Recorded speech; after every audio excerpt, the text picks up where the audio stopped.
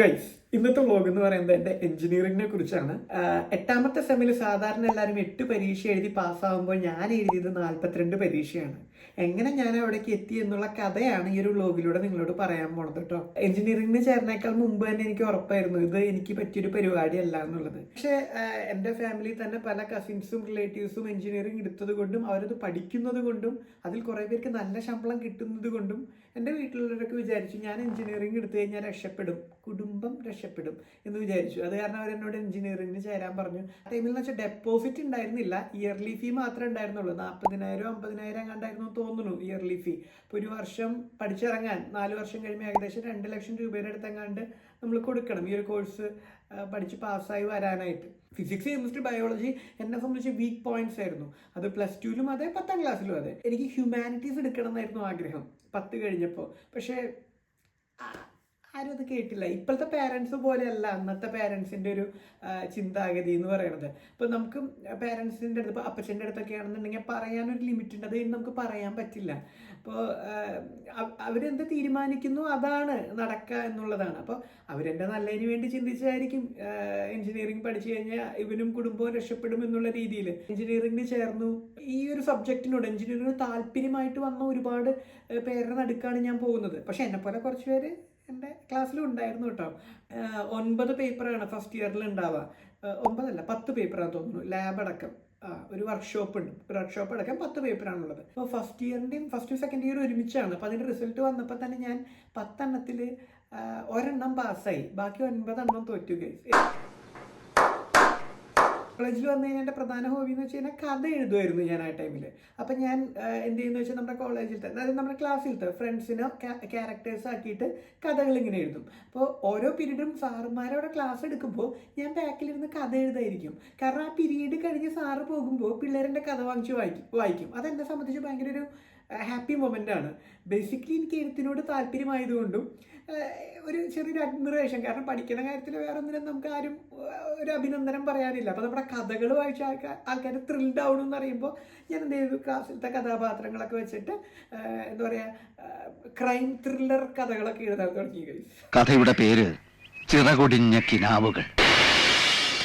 ആദ്യമൊക്കെ എന്ന് വെച്ച് കഴിഞ്ഞാൽ ടീച്ചർമാർ നമ്മളൊക്കെ മൈൻഡ് ചെയ്യുമായിരുന്നു, അതായത് ശ്രദ്ധിക്ക്, ക്ലാസ് എടുക്കുന്നത് നോക്ക്, അങ്ങനെയൊക്കെ പറയുമായിരുന്നു. പിന്നെ ടീച്ചർമാരും കഴിയൊഴിയാൻ തുടങ്ങി. അങ്ങനെ സെക്കൻഡ് ഇയറും തേർഡ് ഇയർ ഒക്കെ ആയപ്പോൾ ചില വിഷയങ്ങളിൽ 8 പേപ്പേഴ്സിൽ 8ഉം ഞാൻ തോറ്റു. അങ്ങനെ എന്താ പറയുക, പക്ഷേ ഇതൊന്നും വീട്ടിൽ ഞാൻ പറയാനുണ്ടായിരുന്നില്ല.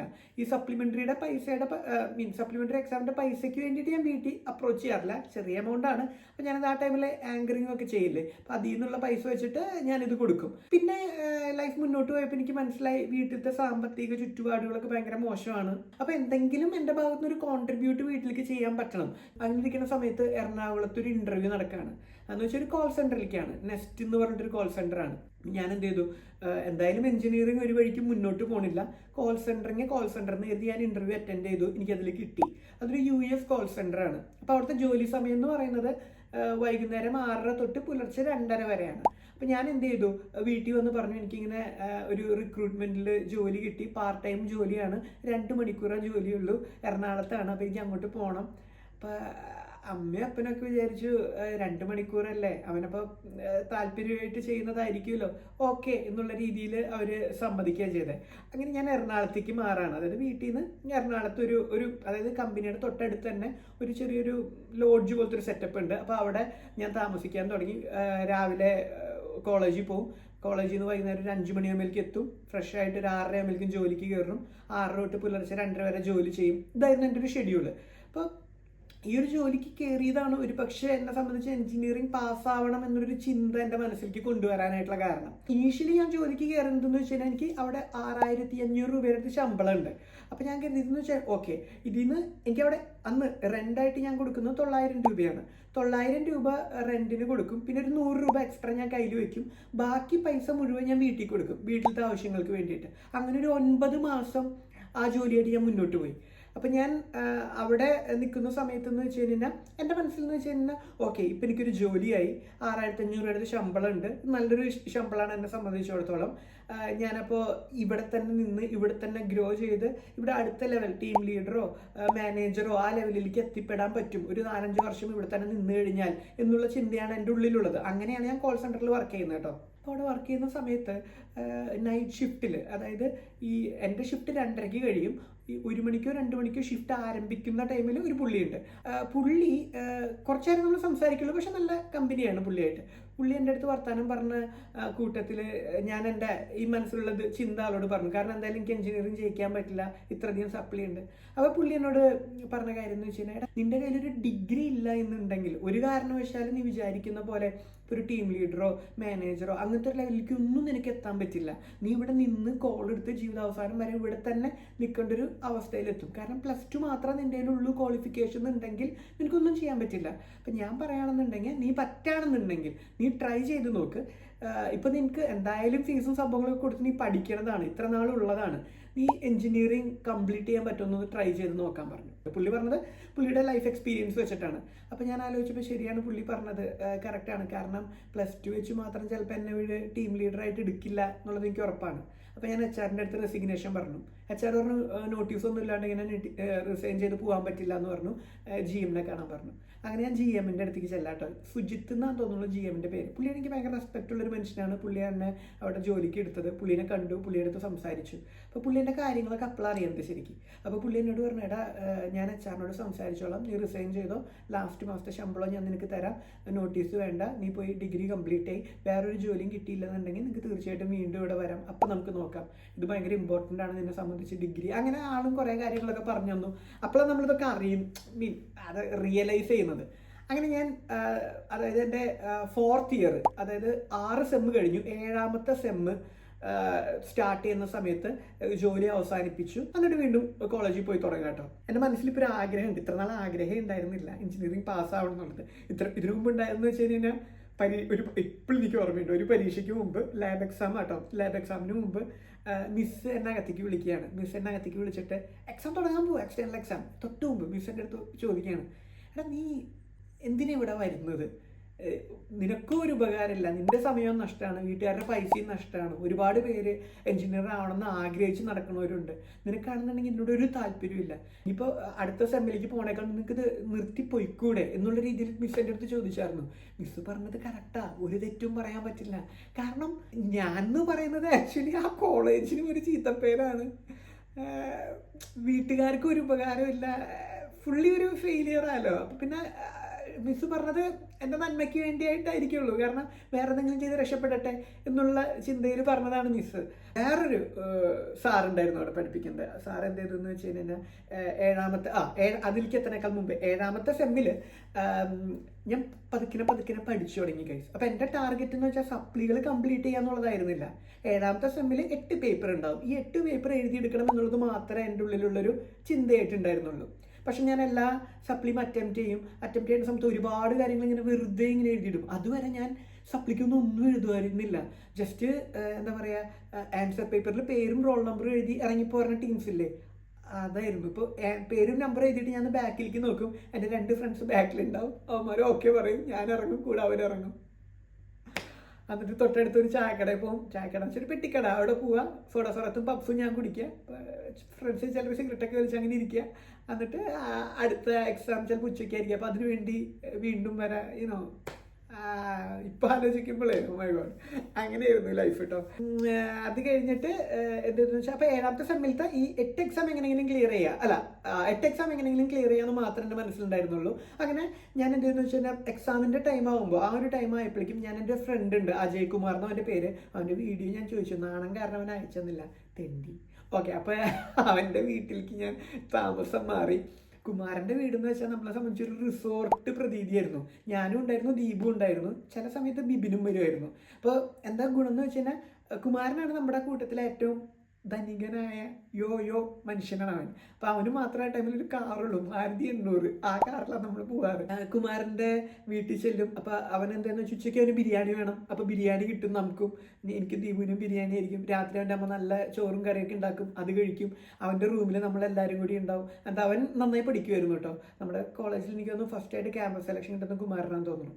എന്നിട്ട് എന്ത് ചെയ്യുന്ന വെച്ച് കഴിഞ്ഞാൽ കുമാരൻ ഈ പറഞ്ഞ പോലെ എല്ലാം പറഞ്ഞു തരും. നമുക്ക് വരാവുന്ന ചോദ്യങ്ങൾ നമുക്ക് പാസ്സായാൽ മതിയല്ലോ, വലിയ മാർക്കൊന്നും വാങ്ങണ്ടല്ലോ അവനെ പോലെ. അപ്പം നമ്മൾ വരാവുന്ന ചോദ്യങ്ങളൊക്കെ പഠിക്കും, അത് മനസ്സിലാക്കും. അങ്ങനെ പഠിച്ച് ഞാൻ 7ാമത്തെ സെമ്മിൻ്റെ എക്സാം എഴുതാണ്. അങ്ങനെ 7ാമത്തെ സെമ്മിൻ്റെ റിസൾട്ട് വരാണ്. 7ാമത്തെ സെമ്മിൻ്റെ റിസൾട്ട് വന്നപ്പോൾ എനിക്ക് വലിയ പ്രതീക്ഷയൊന്നുമില്ല. അറ്റ്ലീസ്റ്റ് ഒരു 2-3 പേപ്പർ ക്ലിയർ ആവണം എന്നുള്ളതാണ് എൻ്റെ ഉള്ളിലുള്ള ആഗ്രഹം. 6 വിഷയം ഞാൻ ക്ലിയർ ചെയ്തു ഗൈസ്. 2 8 പേപ്പറിൽ 2 എൻ്റെ പോയി, ബാക്കി 6 എനിക്ക് കിട്ടി. അപ്പം എനിക്കൊരു കോൺഫിഡൻസ് ആയി. അപ്പോൾ ഞാൻ കരുതി, ഓ മൈ ഗോഡ്, പഠിച്ചു കഴിഞ്ഞാൽ ചെറിയ തോതിൽ നമുക്ക് രക്ഷപ്പെടാൻ സാധിക്കും. അറ്റ്ലീസ്റ്റ് ഒന്നും മനസ്സിലായില്ലെങ്കിൽ ആ സർട്ടിഫിക്കറ്റ് എങ്കിലും കിട്ടുമല്ലോ. അങ്ങനെ 8ാമത്തെ സെമ്മിലേക്ക് കയറി പഠിക്കാൻ തുടങ്ങി. നന്നായി പഠിക്കാൻ തുടങ്ങി ഗൈസ്. സത്യം പറയാലോ, ഒരു പരീക്ഷ പോലും കോപ്പി അടിച്ച് എഴുതിയിട്ടില്ല. ദൈവാനുഗ്രഹവും പിന്നെ ബാക്കിയുള്ള ഫ്രണ്ട്സിൻ്റെ എല്ലാവരുടെയും സപ്പോർട്ടും മാത്രമാണ്. അങ്ങനെ 8ാമത്തെ സെമ്മായപ്പോഴേക്കും കൂടുതൽ ദിവസം കുമാരൻ്റെ വീട്ടിൽ നിൽക്കാൻ തുടങ്ങി. പഴയ വിഷയങ്ങളൊക്കെ പതുക്കെ പഠിക്കാൻ തുടങ്ങി. ജൂനിയർ പിള്ളേരുടെ കൂടെ ട്യൂഷന് പോകാൻ തുടങ്ങി. അങ്ങനെ പഠിച്ച് ഏകദേശം 42 പരീക്ഷയാണ് ഞാൻ 8ാമത്തെ സെമ്മിൽ എഴുതുന്നത്. അപ്പം ഫൈനൽ സെമ്മാണ്, എല്ലാവരും ഒരു പരീക്ഷ കഴിഞ്ഞ് വീട്ടിൽ പോകും. ഞാൻ എന്താ ചെയ്യാന്ന് വെച്ചാൽ, മോർണിംഗ് ഒരു പരീക്ഷയാണെങ്കിൽ അത് കഴിഞ്ഞ ഉടൻ തന്നെ 1/2 മണിക്കൂർ ബ്രേക്കിനുള്ളിൽ അടുത്ത എക്സാമിൽ കയറണം. ചില ദിവസങ്ങളിൽ പരീക്ഷ കഴിഞ്ഞാൽ ഉടനെ ഓടും അടുത്ത എക്സാമിനേഷൻ ഹോളിലേക്ക്. അങ്ങനെ 3-4 പരീക്ഷയ്ക്ക് ഒരു ദിവസം എഴുതും. അങ്ങനെയാണ് എൻ്റെ ഓരോ ദിവസത്തെ ഷെഡ്യൂൾ പോകുന്നത്. അങ്ങനെ 42 പരീക്ഷ മൊത്തത്തിൽ ഞാൻ 8ാമത്തെ സെമ്മിൽ എഴുതാണ്. എനിക്ക് പ്രതീക്ഷയൊന്നുമില്ല, കിട്ടി പോയാൽ പോയി. അങ്ങനെ 42 പരീക്ഷ എഴുതി. റിസൾട്ട് വന്നു. ഈ 42 പരീക്ഷയിൽ 12 പരീക്ഷ ഒഴിച്ച് ബാക്കിയെല്ലാം ഞാൻ പാസ്സായി. ഏകദേശം 30 പേപ്പർ. അതിലും 8ാമത്തെ സെമസ്റ്ററിലത്തെ 8 പേപ്പറും ഒറ്റയടിക്ക് ഞാൻ ക്ലിയർ ചെയ്തു. അത് ഭയങ്കര ഒരു അത്ഭുതകരമായ ഒരു കാര്യമായിരുന്നു. എൻ്റെ ലൈഫിൽ ഞാൻ ഒരു അത്ഭുതം കണ്ടിട്ടില്ല. എന്നിട്ട് ഈ സർട്ടിഫിക്കറ്റ് മറ്റേ കോൺവൊക്കേഷൻ ഡേ ഉണ്ടല്ലോ, നമ്മൾ ഫുൾ ക്ലിയർ ആയല്ലോ. 8ാമത്തെ സെമസ്റ്റർ ഫുൾ ക്ലിയർ ആയി. അപ്പോൾ അമ്മ അതിനുവേണ്ടി കോളേജിലേക്ക് വരാം. അപ്പോൾ അതുവരെ അമ്മയുടെ അടുത്ത് അമ്മ പാരൻസ് മീറ്റിങ്ങിനൊക്കെ വരുന്ന സമയത്ത് ടീച്ചർമാർ അമ്മയോട് ചോദിക്കും, മോൻ എത്ര സപ്ലി ഉണ്ടെന്ന് അറിയോ? അപ്പം അമ്മ പറയും, ഇല്ല ഒന്നും പറഞ്ഞിട്ടില്ല, കുറച്ചുണ്ടെന്നാണ് പറഞ്ഞിരിക്കുന്നത്. അപ്പോൾ ടീച്ചർമാരൊരു ഞങ്ങളായിട്ട് പറയണില്ല, ഒരുപാട് സപ്ലി ഉണ്ട്, അവരോട് പഠിക്കാൻ പറയണം എന്നുള്ള രീതിയിലാണ് പറഞ്ഞിരുന്നത്. ലാസ്റ്റ് ഈ പറഞ്ഞ പോലെ ചെന്നപ്പോൾ മിസ് അമ്മയുടെ അടുത്ത് പറഞ്ഞു, ഇവൻ രക്ഷപ്പെടുമെന്ന് ഞങ്ങൾ കരുതിയില്ല. ഇപ്പോഴും രക്ഷപ്പെട്ടു എന്നല്ല പറയണത്, പക്ഷെ രക്ഷപ്പെടാൻ ഇപ്പോൾ സാധ്യതയുണ്ട് ഇവന്. പിന്നെ ഒരുപാട് സപ്ലി ഉണ്ടായിരുന്നു, അതിൽ ഒരുപാടെണ്ണം ക്ലിയർ ചെയ്തു. ലാസ്റ്റ് സെമ്മ് ഫുൾ ക്ലിയർ ചെയ്തു എന്നുള്ള രീതിയിൽ മിസ് പറഞ്ഞു. അമ്മയ്ക്ക് ഭയങ്കര സന്തോഷമായി. പക്ഷെ അപ്പോഴും അമ്മയ്ക്ക് അറിയില്ല എത്ര സപ്ലി ഉണ്ടായിരുന്നു എന്നുള്ളത്. അങ്ങനെ എഞ്ചിനീയറിംഗ് കംപ്ലീറ്റ് ആയി. എല്ലാവരും ഓരോരോ ജോലിയിൽ പതുക്കെ കയറാനൊക്കെ തുടങ്ങി. ചിലർ ഹയർ സ്റ്റഡീസിന് വേണ്ടി പ്രിപ്പയർ ചെയ്യാനൊക്കെ തുടങ്ങി.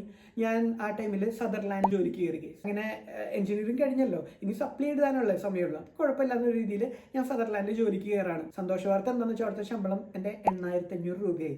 6,500 6,700 രൂപ കണ്ടായിരുന്നു ഇതിന് മുമ്പ് കിട്ടിയത്. അതിന് 8,500 എന്ന് വെച്ചാൽ വലിയൊരു ഇമ്പ്രൂവ്മെൻ്റ് അല്ല. മാത്രമല്ല കൊടുങ്ങല്ലൂർ വരെ പിക്ക് ആൻഡ് ഡ്രോപ്പും ഉണ്ട്. അപ്പോഴും എനിക്ക് കിട്ടുന്ന ശമ്പളം മുഴുവൻ ഞാൻ വീട്ടിൽ കൊടുക്കും. 8,500 രൂപയിൽ 8,500 രൂപ വീട്ടിൽ കൊടുക്കും. കാരണം വേറെ ചിലവില്ലല്ലോ എനിക്ക്. എന്നെ സംബന്ധിച്ച് ആ സമയത്ത് പൈസ ഇൻവെസ്റ്റ് ചെയ്യണം അല്ലെങ്കിൽ അത് ഇത് അങ്ങനെയൊന്നും ചിന്തയില്ല. ഓരോ ദിവസവും കഴിഞ്ഞ് മുന്നോട്ടേക്ക് എങ്ങനെ പോകും എന്നുള്ളത് മാത്രമേ ചിന്തയുള്ളൂ. അങ്ങനെ സദർലാൻഡിൽ വർക്ക് ചെയ്തുകൊണ്ടിരിക്കുന്ന സമയത്താണ് എൻ്റെ 12 ബാക്ക് പേപ്പേഴ്സിന് വേണ്ടിയുള്ള ആദ്യത്തെ എക്സാം വരുന്നത് 6 മാസം കഴിഞ്ഞിട്ട്. അങ്ങനെ ആ എക്സാം ഞാൻ ട്രൈ ചെയ്യാണ്. ആ 12 എണ്ണത്തിൽ 9 എണ്ണം ഞാൻ ക്ലിയർ ചെയ്തു. ബാക്കി 3 എണ്ണം മാത്രമായി ബാക്കി. അപ്പം ഞാൻ എന്ത് ചെയ്തു, സദർലാൻഡിൽ ഒരു 3 മാസം കൂടി ജോലി ചെയ്തിട്ട് റിസൈൻ ചെയ്തു അവിടുന്ന്. ഇനി എൻ്റെ ഉള്ളത് 3 ബാക്ക് പേപ്പേഴ്സ് ആണ്. ബാക്കിയുള്ള ഒരു 6 മാസം കംപ്ലീറ്റ്ലി 3 ബാക്ക് പേപ്പേഴ്സിന് വേണ്ടി മാത്രം പ്രിപ്പയർ ചെയ്തു. ആ ചാൻസിൽ തന്നെ ഞാൻ 3 ബാക്ക് പേപ്പറും ക്ലിയർ ചെയ്തു. അങ്ങനെ എൻ്റെ എല്ലാ പരീക്ഷകളും ക്ലിയർ ചെയ്ത് എൻ്റെ ഡിഗ്രി സർട്ടിഫിക്കറ്റ് എൻ്റെ കയ്യിൽ കിട്ടി ഗൈസ്. എനിക്ക് ഇത് സാധിക്കും, ഒരു 2 വർഷത്തിനുള്ളിൽ എൻ്റെ എഞ്ചിനീയറിംഗ് ഫുൾ ക്ലിയർ ചെയ്യാനായിട്ട് എനിക്ക് സാധിക്കുമെന്നുണ്ടെങ്കിൽ നിങ്ങൾക്കും സാധിക്കും. അപ്പോൾ ആരെങ്കിലും ഇങ്ങനെ ബുദ്ധിമുട്ടി കിടക്കുന്നുണ്ടെങ്കിൽ കുറച്ച് കോൺസെൻട്രേഷൻ കൊടുത്താൽ മതി. കാരണം നമുക്ക് ഫുൾ മാർക്ക് വേണ്ടല്ലോടാ, നമുക്ക് ജസ്റ്റ് പാസ്സായാൽ മതിയല്ലോ. അതെന്തായാലും ആവാൻ പറ്റും. നമ്മൾ അതിനുവേണ്ടി ഒന്ന് എഫേർട്ട് എടുത്ത് ഇറങ്ങിക്കഴിഞ്ഞ് കഴിഞ്ഞാൽ തീർച്ചയായിട്ടും സാധിക്കും എന്ന് എനിക്ക് മനസ്സിലായി. പിന്നെ അതിലും പ്രധാനമായിട്ടുള്ളൊരു കാര്യം എന്ന് വെച്ചാൽ നമ്മുടെ ഉള്ളിൽ ആ ഒരു ആഗ്രഹം ഉണ്ടായിരിക്കണം, ഇതെനിക്ക് തീർക്കണം എന്നുള്ളത്. അപ്പം അങ്ങനത്തെ ഒരു ആഗ്രഹം നിങ്ങളിൽ ഉണ്ടാവട്ടെ. ഉണ്ടാവുകയാണെന്നുണ്ടെങ്കിൽ തീർച്ചയായിട്ടും അതിന് വേണ്ടി വർക്ക് ചെയ്യുക. പരാജയം പേടിക്കേണ്ട, തീർച്ചയായിട്ടും വിജയിക്കാൻ പറ്റും എന്നുള്ളൊരു പോസിറ്റീവ് നോട്ടോട് കൂടി നമ്മുടെ ഈ ഒരു വ്ലോഗ് കൂടെ അവസാനിപ്പിക്കുകയാണ്. ഇതുകൊണ്ട് ഒരു കാര്യം കൂടി പറയാം, ഞാൻ മര്യാദയ്ക്ക് പഠിച്ചു പോയിരുന്നു എന്ന് വെച്ചാൽ അവസാനം ഈ 42 പേപ്പറായിട്ട് ഇരിക്കേണ്ട ഒരു അവസ്ഥ ഉണ്ടാവായിരുന്നില്ല എനിക്ക്. നിങ്ങൾ എന്നെ പോലെ ആവാണ്ടിരിക്കുക, എന്നെ ഒരു ബാഡ് എക്സാമ്പിളായിട്ട് മാത്രം കണ്ട് ഗുഡ് എക്സാമ്പിളിലേക്ക് എത്താനായിട്ട് നിങ്ങൾക്ക് സാധിക്കട്ടെ. അപ്പോൾ ഇന്നത്തെ വ്ലോഗ് നമ്മളിവിടെ അവസാനിപ്പിക്കുന്നു. കൂടുതൽ ഇൻട്രസ്റ്റിംഗ് ആയിട്ടുള്ള നല്ല വീഡിയോസ് ആയിട്ട് നമ്മൾ വീണ്ടും വരുന്നതായിരിക്കും. അതുവരെയൊക്കെ എല്ലാവർക്കും എല്ലാവിധ നന്മകളും ഉണ്ടാവട്ടെ, നല്ലൊരു ദിവസമായിരിക്കട്ടെ. Dedicated to all my friends in college. Sorry for the interruption. ഇതിൻ്റെ ഇടയിൽ എൻ്റെ കൂടെ പഠിച്ച 1-2 സുഹൃത്തുക്കളുടെ അടുത്ത് അവരുടെ സപ്ലി അനുഭവങ്ങളും കാര്യങ്ങളും പറഞ്ഞ് വീഡിയോ അയച്ചു തരാൻ ഞാൻ പറഞ്ഞായിരുന്നേ. പക്ഷേ എനിക്ക് ആകെ കിട്ടിയത് എൻ്റെ ഒരു ഫ്രണ്ട് സ്റ്റാലൻ്റെന്ന് മാത്രമാണ്. അതിട്ടില്ലെങ്കിൽ അവന് വിഷമവും, ഇടാണ്ടിരുന്നാൽ എനിക്കും വിഷമവും. സ്റ്റാലൻ്റെ സന്തോഷത്തിന് വേണ്ടി ക്ലിപ്പുകൾ വരുന്നതായിരിക്കും ഗൈസ്. നമസ്കാരം.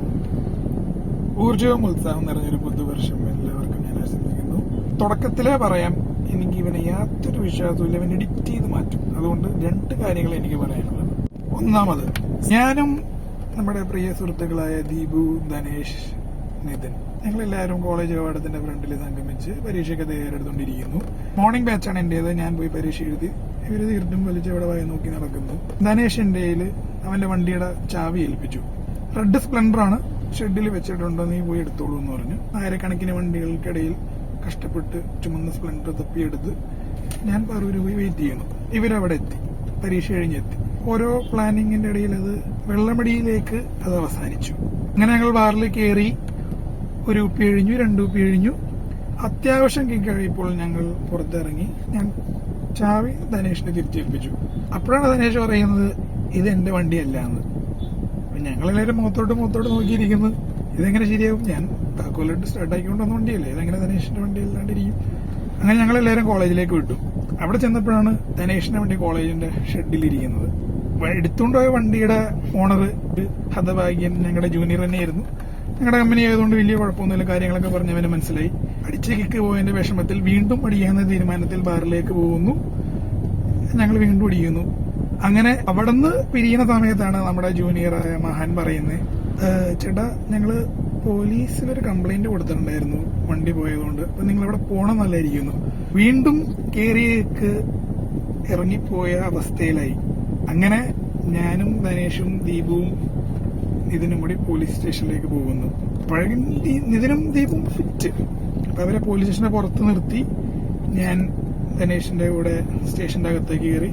അങ്ങനെ പോലീസുകാരന്റെ കാര്യങ്ങളൊക്കെ പറഞ്ഞ് ബോധിപ്പിക്കുന്നു. നമ്മുടെ ജൂനിയർ പയ്യനും അവരും ബോധിപ്പിച്ചു, കാര്യം മനസ്സിലായി. പക്ഷെ ഇത് വയർലെസ് മെസ്സേജ് പല സ്ഥലങ്ങളിലേക്കും പോയതുകൊണ്ട് SI വരാണ്ട് ഞങ്ങളെ വിടില്ല. ആ അവസ്ഥയിലായി. അപ്പോഴാണ് പെട്ടെന്നൊരു ശബ്ദം കേൾക്കുന്നത്. പുറത്ത് നിൽക്കുന്ന ദീപും നിതിനും പോലീസ് സ്റ്റേഷന്റെ കാണയിലേക്ക് മറിഞ്ഞുത്തി വീഴുന്നു. ഇത് കണ്ടപ്പോൾ പോലീസുകാർക്ക് മനസ്സിലായി, ഇവന്മാരെ ഇവിടെ പിടിച്ചിരുത്തിയിട്ട് യാതൊരു കാര്യവുമില്ല, അവർക്ക് പണിയാവത്തുള്ളൂ എന്ന്. അങ്ങനെ ഞങ്ങളെ പോയിക്കൊള്ളാൻ അനുവദിച്ചു.